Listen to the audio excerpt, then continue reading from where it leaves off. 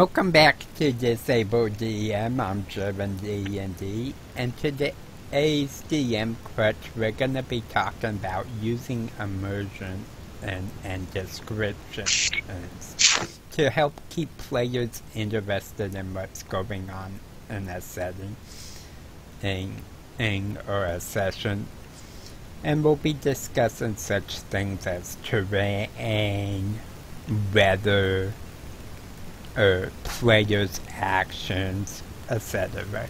With me today, I have Mary Chris. Say hello, Mary, and plug in your channels. Hey! As Jaron said, I'm Mary Chris, and I am an artist, and you can look in the comments for the various social medias that I use to display my art. Awesome. Glad to have you with us, like always. I want to begin this little commentary with some thoughts about why immersion and description so important, both from a DM angle and a player angle. Well, since Mary's one of my regular players, I'll let her start with talking about why she feels it's important to her as a player. Well, I suppose it's important, or at least I think I'm just kind of predisposed, or bleh. It's just part of who I am. I like the story, and so when I make characters, I try to make them as well thought out, so that way when they're in a setting, I can really play off of what I know of them with what the DM presents and the other players present. And yeah, I'm not like sure, the most I can say is I do my part to remain immersed, or at least to follow along and just be as much of my character as I can be. But there's a lot of factors that kind of play into how well I can keep immersed, because we got players who aren't really into the role playing, and they're just there because, I just rolled this character together right now and I'm just winging it. Not saying that people can't immerse themselves with a rolled up character.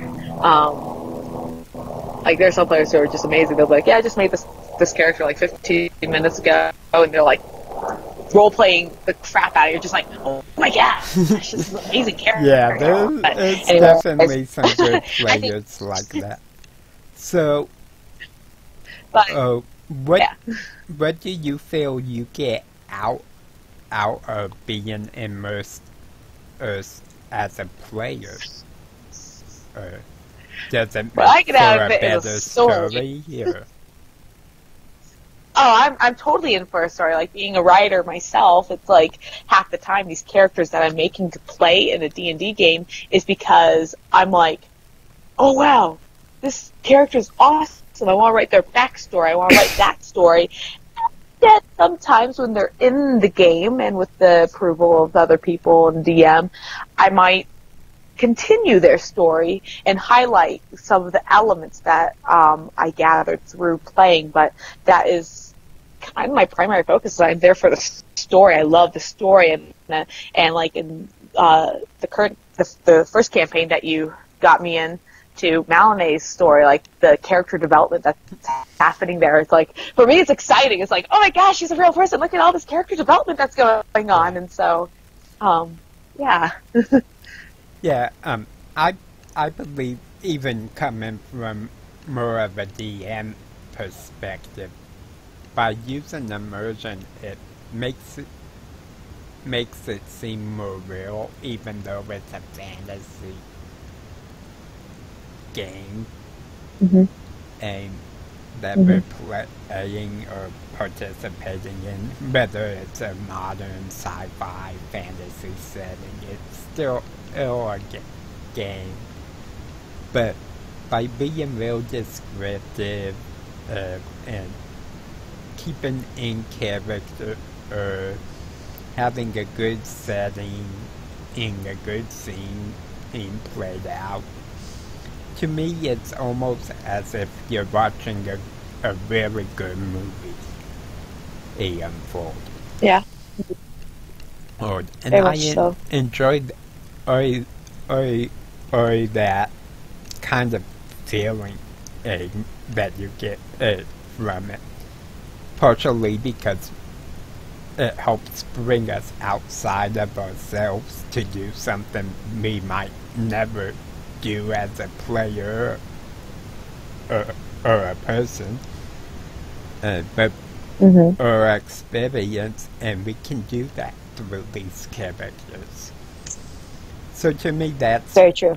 really a big part of immersion. Is it makes for a better story. It makes it feel more alive and more real.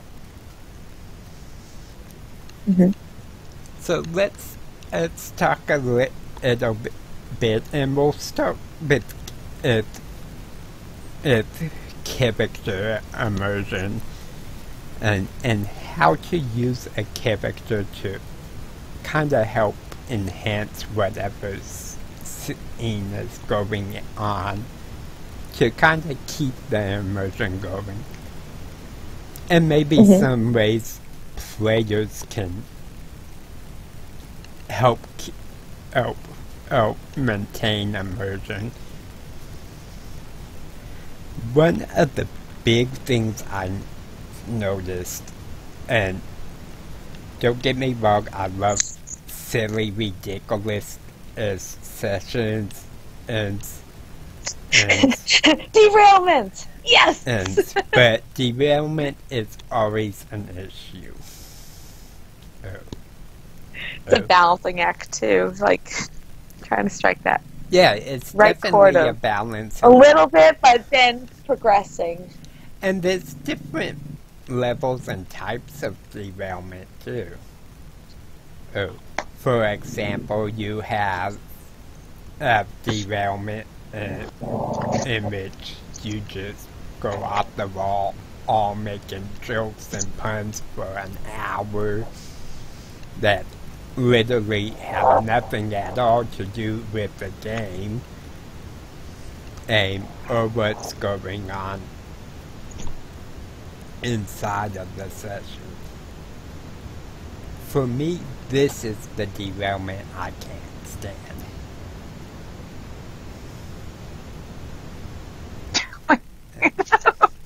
Sorry. I got another Derailment! visitor. No! Daddy! So, Continue on. this kind of derailment really takes away from the game if the players and the DM lets it. And a lot of it I've seen people use like movie references or real world references. And to me that just subtracts from the immersion.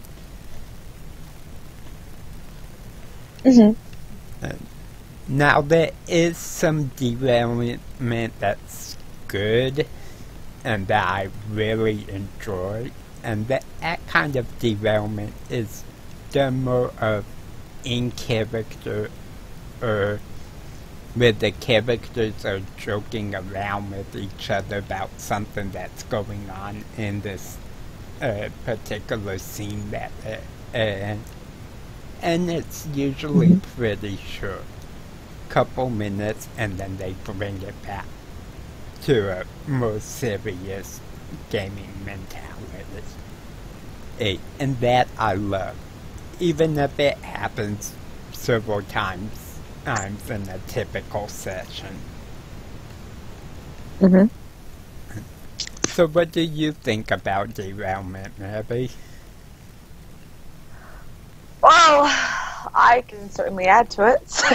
I know, like, for being just how I am, like, an idea comes to mind that seems very applicable, or like, kind of like, oh, I got this joke that totally goes with the scene, even though it has my character, would never say something like this, and like I'll just add it in, and it's like ha ha ha, and then I tried to like cut it off and like so we can continue going, and so like I don't know, it is a game, it's meant to be enjoyable and such, Exactly. and so like I think having those moments where you can insert some kind of joke or derailment, whatever, to get some laughs, lighten the mood or something.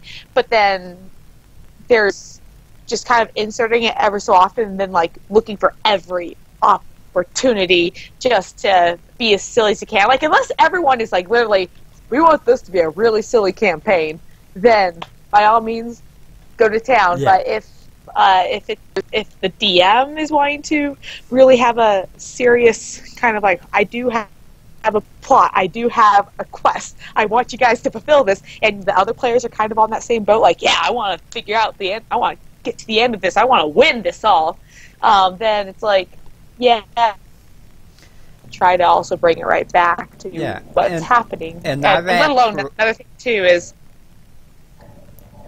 like, derailments take away from overall game time. Yeah. We are only here for 3 hours, and 2 hours of it was us just joking about the latest movie we saw.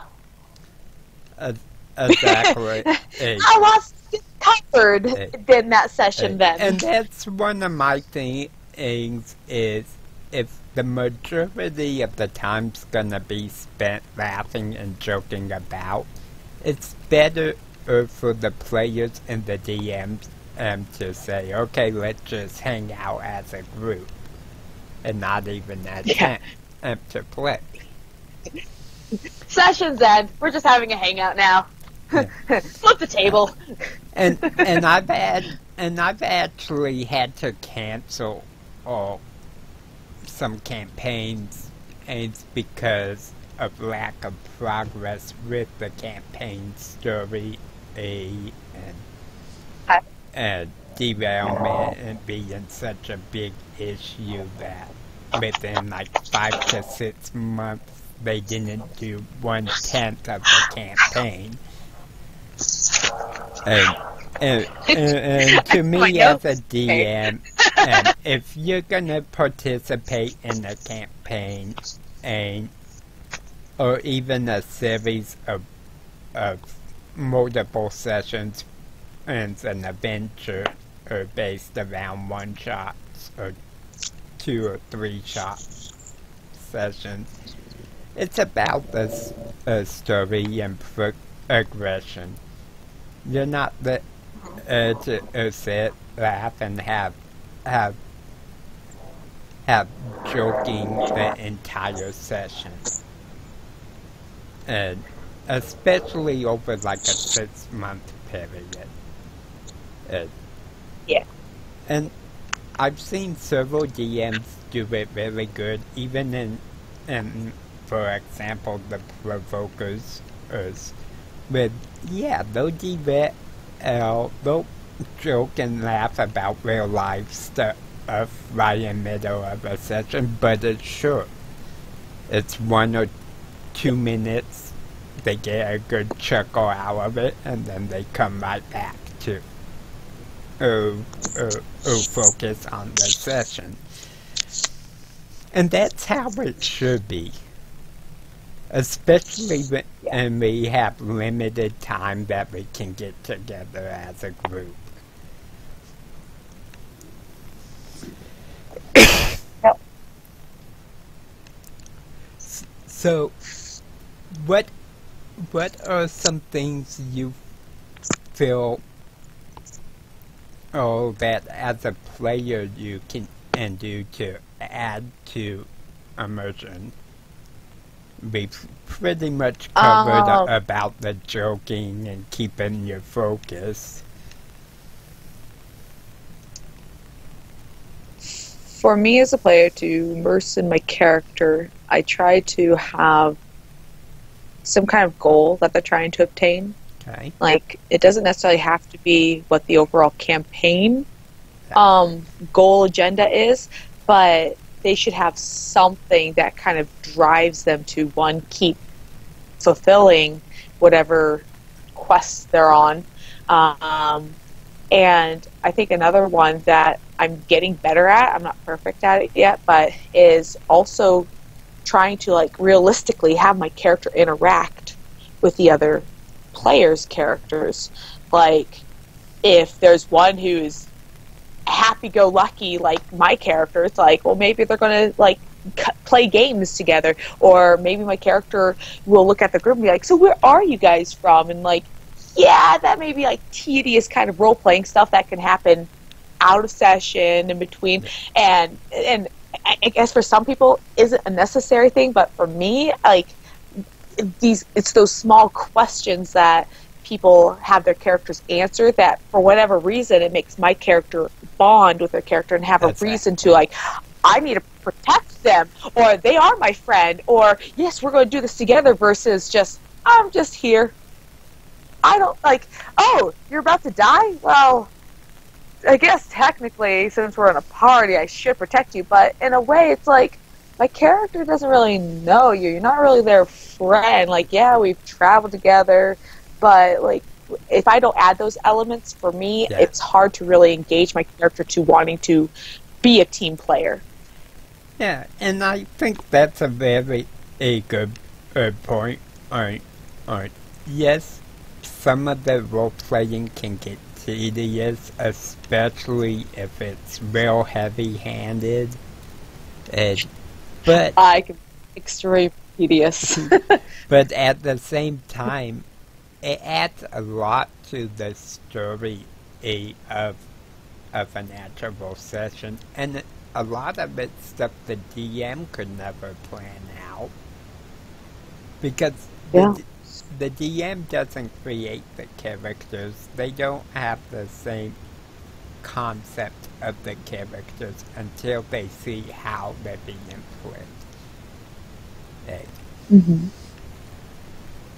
Yeah.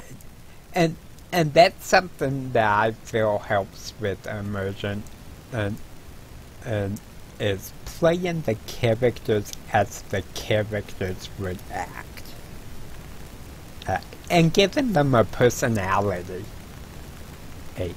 I've had players who my guy's a fighter, and he has a twin brother, and that's the entire backstory. The entire roleplay consists of, okay, I stand there while other people talk, and when it comes to time to fight, I roll, I hit, I do this much damage. And they give, like, no description into the attacks. They have no personality as a character. And that really takes away from the group's fun overall. Yeah. So I think definitely having a personality and at least a basic backstory is good for a character. It doesn't have to be this big, long, 12-page novel. It can be as simple as, I was an orphan and grew up on the streets, and I learned to steal in order to survive. And that little bit will give DMs. Do what? I only laugh because I just think about all my characters. It's like, oh, all my characters have like a novel for a backstory. I've learned how to cliff note the backstory, but it's like, yeah. Anyways. Yeah, it's interesting how it works, and because my first couple characters that I really enjoyed playing were characters that I was doing in short stories I was writing. So I got pretty good at writing in a short paragraph or two backstory for a character, and putting a lot within that small summary. But to me, that just rounds out the character, makes them feel more real as a person, instead of just kind of this flat, ho-hum kind of person that you don't want to be around because there's nothing to them. I know I've in past campaigns where I'll have the characters like, so, where are you from? And the person's like,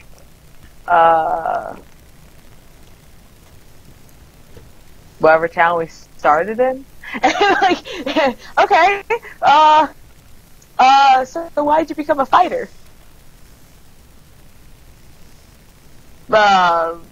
Because, like, I like the class, Mary. Stop asking me stupid questions. Like, okay. Yeah. Yeah, Sure. there are some players who just aren't experienced enough with roleplay and making characters to really have any kind of feeling for the character, the personality, or the background. And part of that, I believe, is where characters, in my idea, most people make characters wrong. They tend to pick a race, ace, and a class and do the stats and then they'll try to add a backstory and personality to them.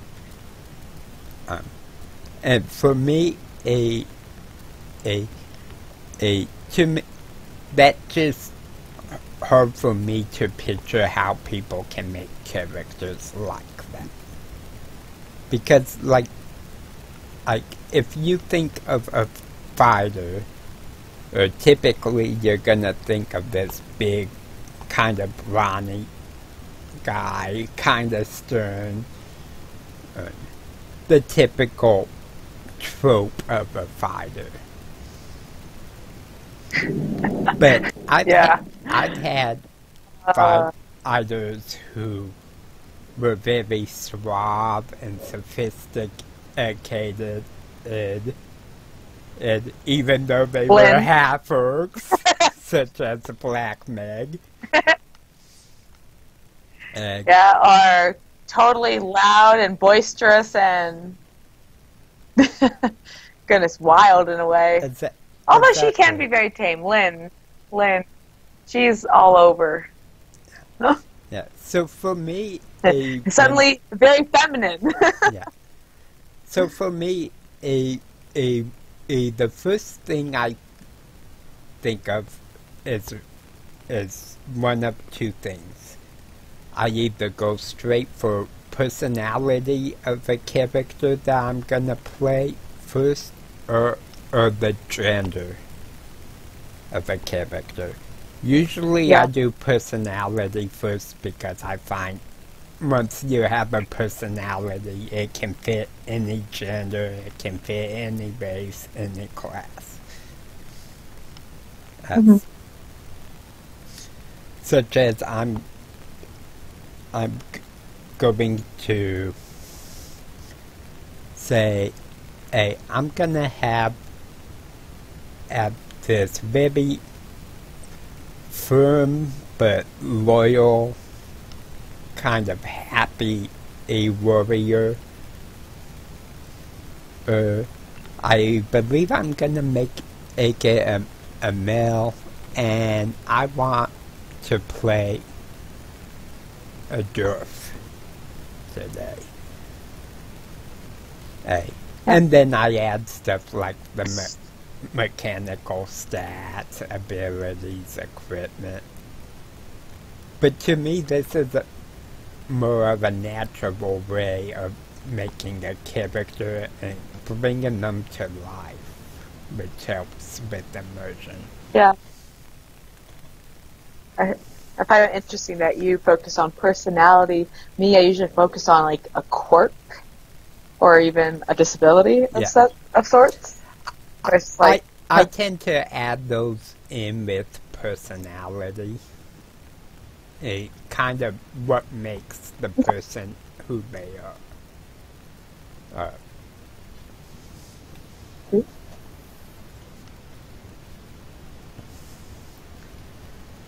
So, I think that really covers as characters, and a well-founded character and a well-made character will add to immersion, especially if people will play the character well, and they stay in character as much as possible.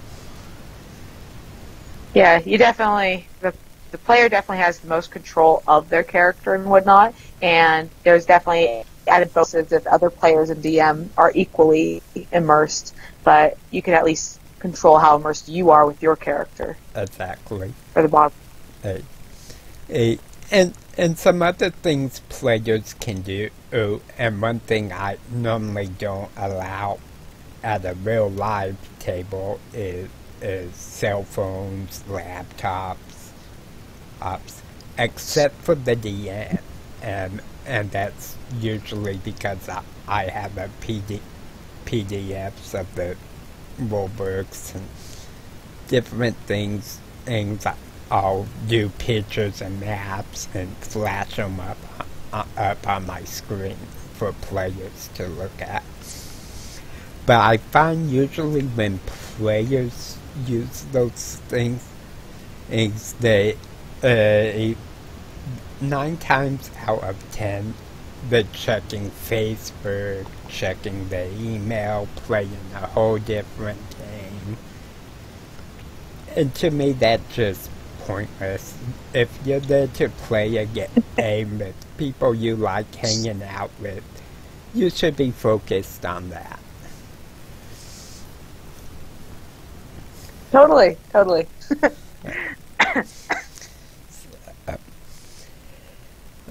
Okay, I believe that covers players and characters.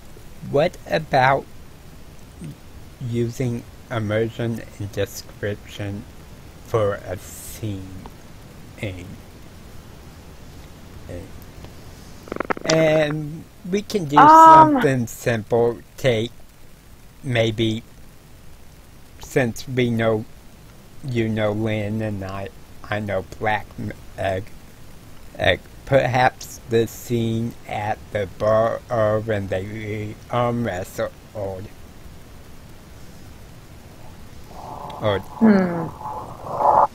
something kind of simple like that.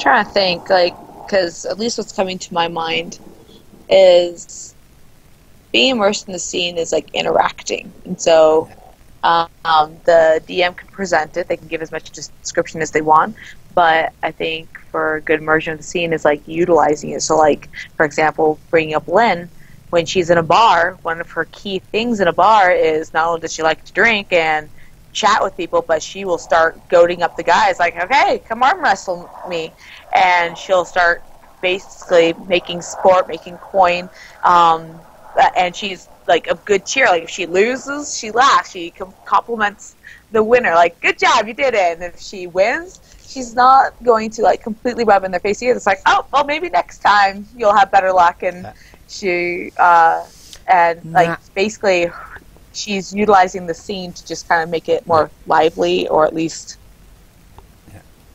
add realism to it.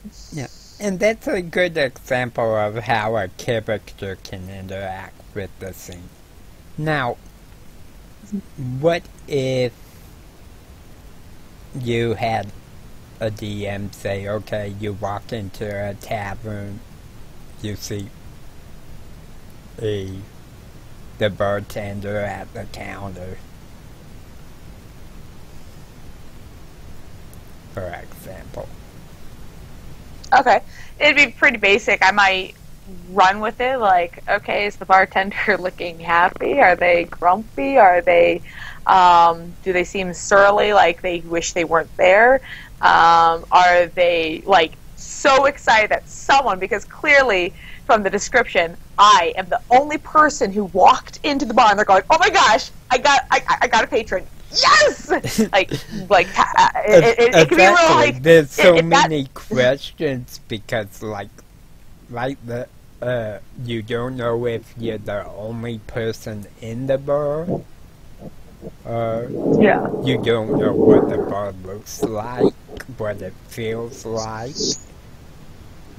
Does it smell in here, or is it pristine?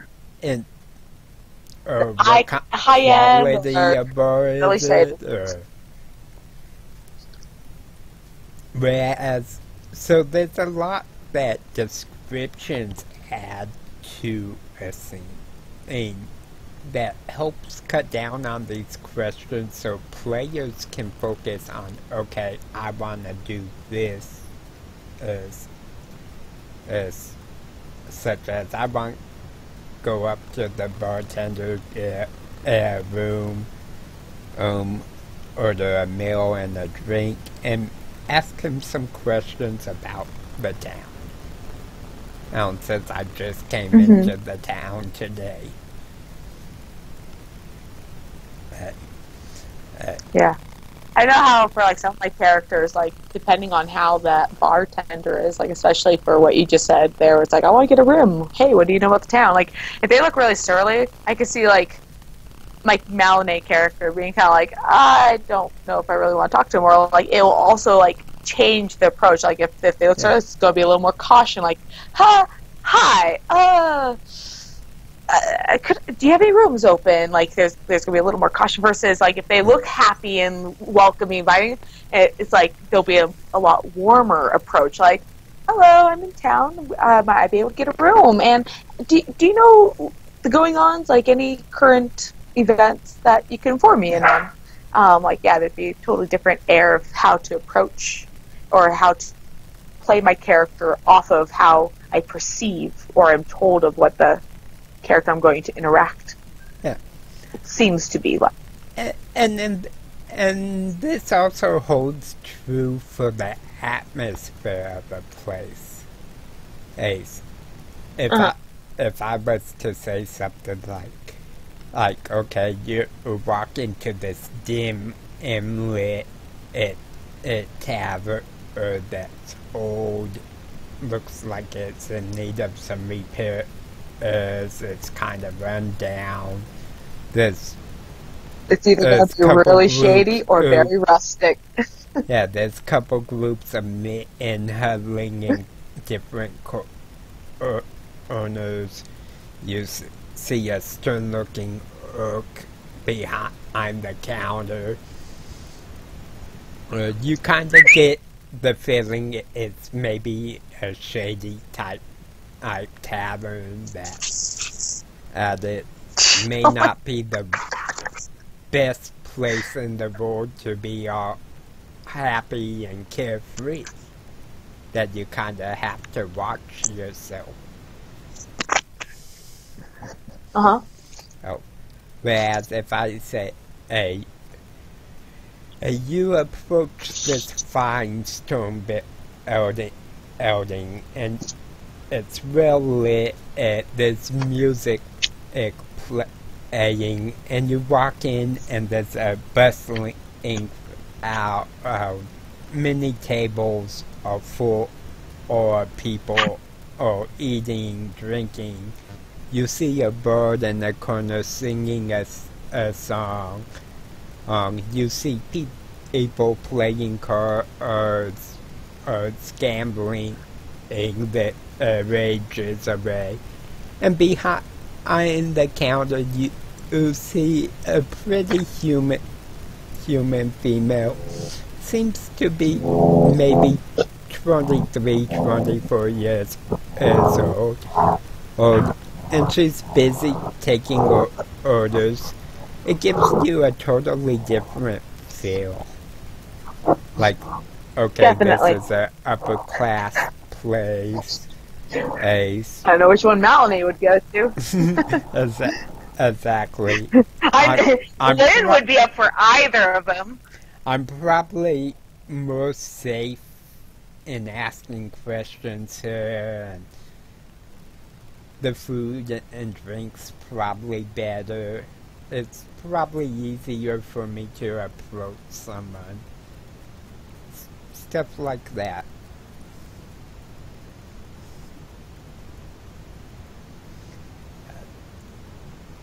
So, I think these factors really add a lot.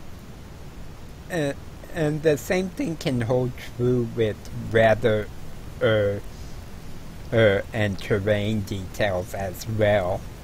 For an outside setting.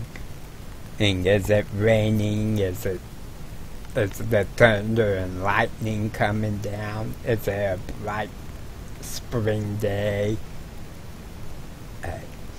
This all really helps.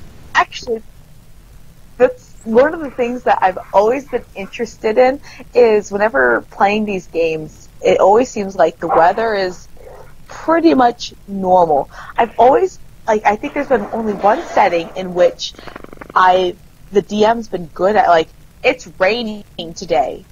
It's muggy today. It's extremely hot today. It's particularly windy today, and it was actually really, really cool because it's like, the weather isn't always going to be just kind of the right temperature, sunny-ish with maybe... Welcome back to the DM's Crutch, and we're talking about our immersion. And we had a slight technical difficulty, but I believe we will be able to edit the two pieces together, so... We'll just kind of pick up from where we left off. And I was talking about how using weather and describing the weather can add to immersion. Whether it's raining, storming, winds blowing,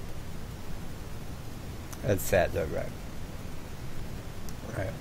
And part of the reason I feel this is important is because it adds an extra challenge to what the players are trying to do. If they're going through a swamp and it's pouring down heavy rain, and travel's gonna be difficult, it's gonna take them longer to get where they wanna go. Make that miserable. Yeah, it's gonna make like a swamp's already pretty miserable. Lucky. Now add rain on top of it. So I'm available, just so you know, okay? Okay, no problem. We're almost done.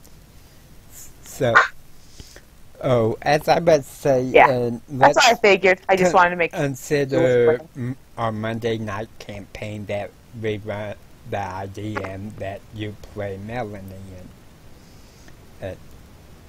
And yep, good old Melanie. She's probably let's give our viewers kind of the feeling of what Melanie was experiencing after several hard combats and like a week of travel to the monastery where they're currently at, and the trials going up to get into the monastery.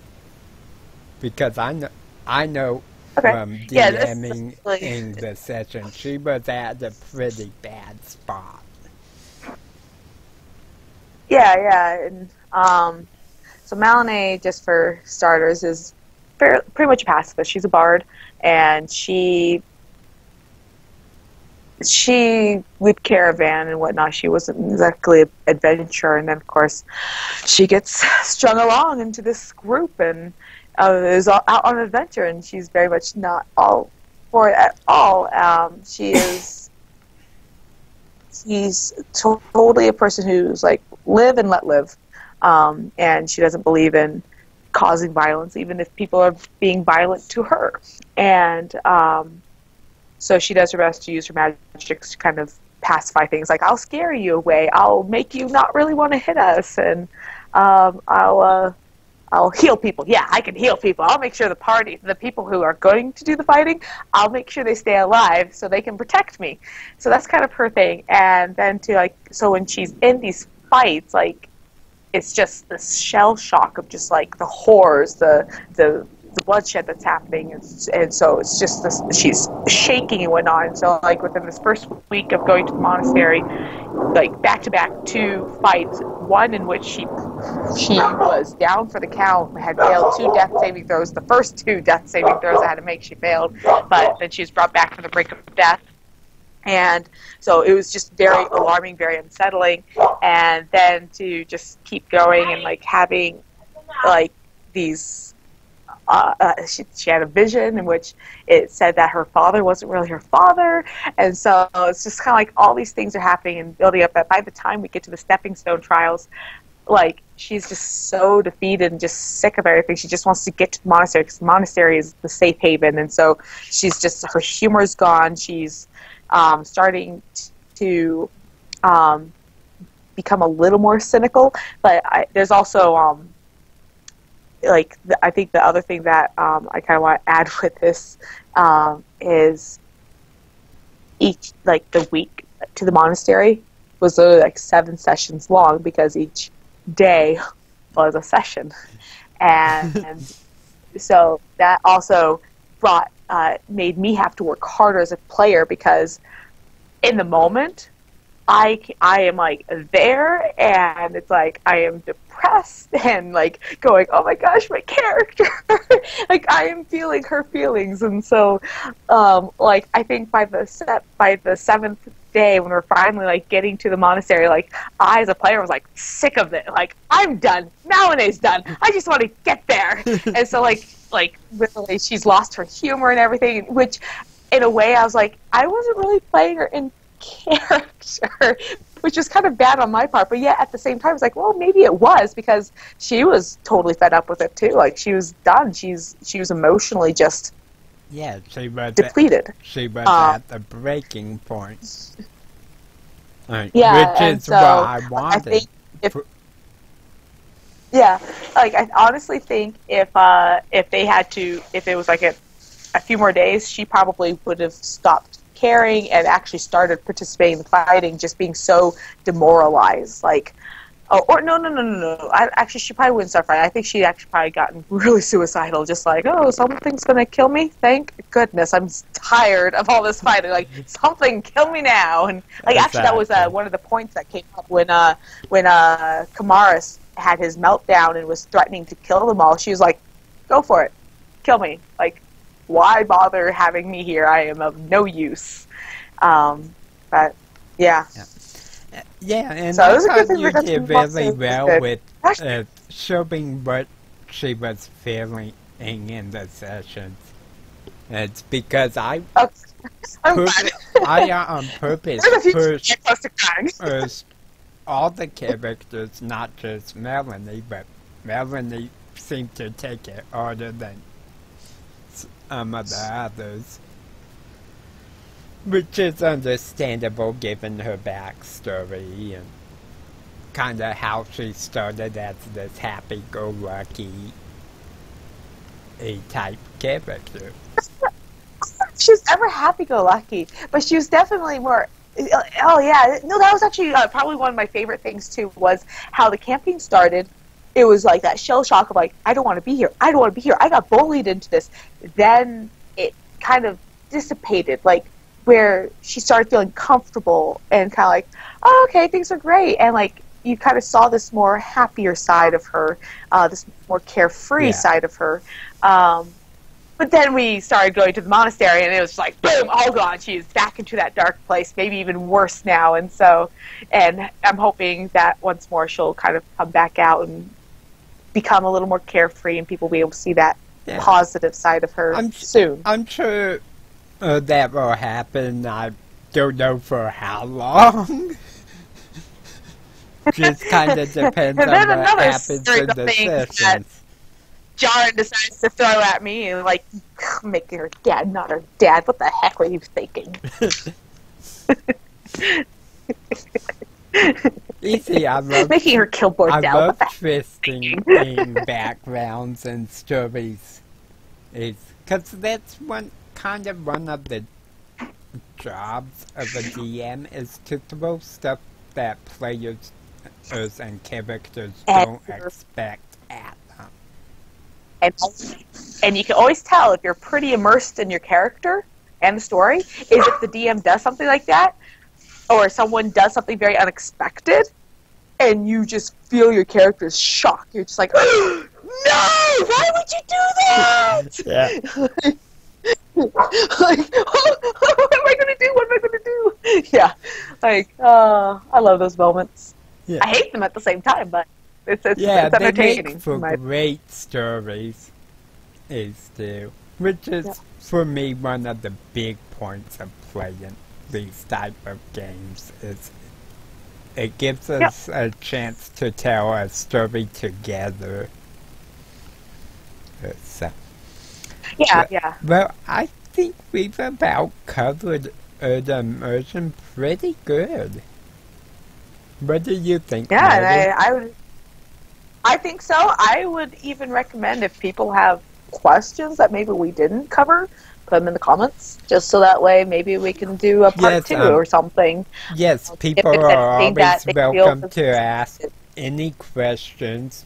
They can send me an email or a Facebook message. In fact, this whole ODM's Crutch was based off of a question that one of my patrons had asked me.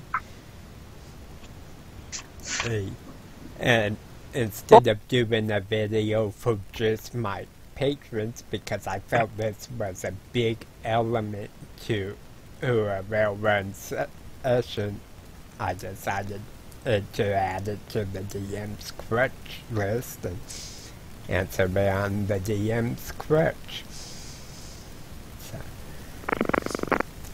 Well, I can't think of anything we didn't really talk about with immersion and descriptions. And I remember something. I do feel it's not one of my strongest suits. Although I also think I'm decent at it. And I do try to become better constantly. I have lots of growth myself to do that. Is the worst critic anyways. So, I definitely look up to several people when it comes to description and immersion. Two of the people I watch a lot for details are Matt Click from Fistful of Dice and Esper the Bird, which has a YouTube channel by the same name. And I strive to bring myself up to their level of standards when it comes to giving details. So, shouts out to both of those people, because I constantly watch their stuff, especially before a session, because it helps inspire me to do better. So, do you have any closing thoughts, Mary?